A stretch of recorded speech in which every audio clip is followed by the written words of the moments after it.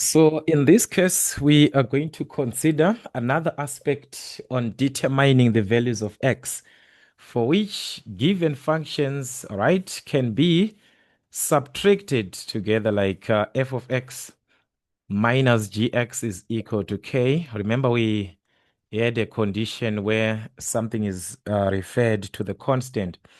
But in this case, guys, what we need is that I want you to understand it here.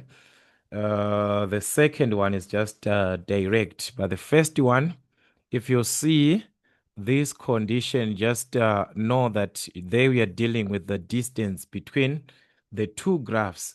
Let's say this is the graph of f and this is the graph of g like this.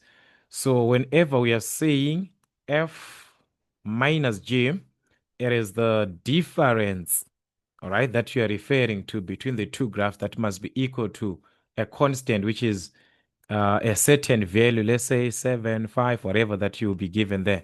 So maybe here there is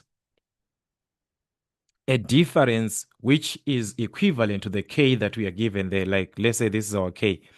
The distance between the two graphs, the distance between, it is happening at which condition, what is the value of x at that point. This can also happen maybe on the other region where the distance is also the same. So when it is like that, you just measure the distance, just consider the distance from the graph where it is applicable. What is the value of what of x there? That is the condition. For an inequality now, we cannot consider that difference. Here it is a tricky thing. When you are given minus like this, what happens if you take it to the other side? It becomes a positive. So here it is the same as they are saying f of x is greater than, taking this to the other side, it becomes what? A positive gx. Remember, we dealt with this type of equation on a separate class. So we are back to those questions that we dealt with, where you're comparing f of x and gx. So don't be confused because they put a subtraction there. The subtraction is most important for this part, where you consider what? The distance between what? The two graphs. This is the distance between. The distance between the two graphs. The two graphs. So you're considering the distance between. All right. So without wasting your time, guys, like I said, these ones for f of x is greater than gx are the ones that we dealt with before. So that is going to be something that is basic. So for any condition, you refer back to what we referred to in our previous class. All right. So here it is a direct thing, guys. The value of x where that distance is corresponding. Maybe they say it's a 5. What is the value of x there? So we're going to look into questions which is from exam. We're going to look into that when we have got such. We're going to look into that and bring those questions. But guys, it's something that is direct, all right? So this one, they wanted you to find or to write down the values of x for which f of x minus gx. So this is back, we are back to take this one to the other side.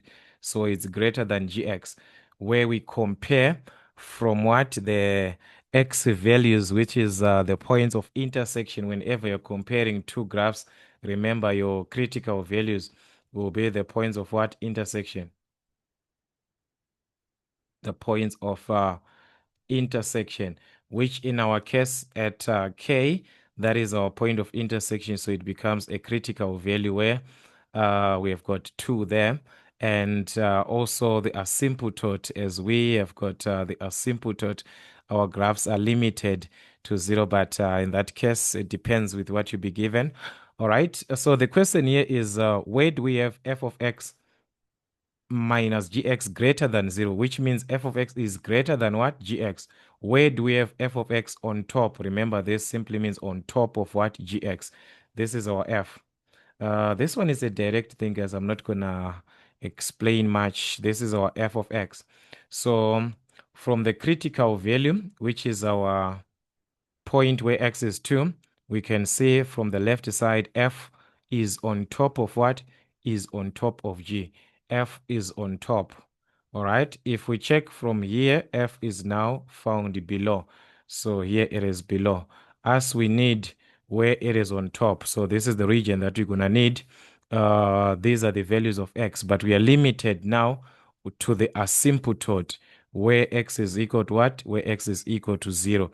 Meaning to say, therefore, our x values will be greater than 0, but less than 2. Remember, 2 is our critical value, but less than what? But less than 2. That is the condition, the value of x here, where we have got what? The point of intersection. The point of intersection of what? Of the two graphs. So here, f is on top, but we are limited now for g to say g cannot be found to the left side of what? The y-axis. It is limited up to 2. So that is how you can answer these questions, guys. Just revise a lot of questions.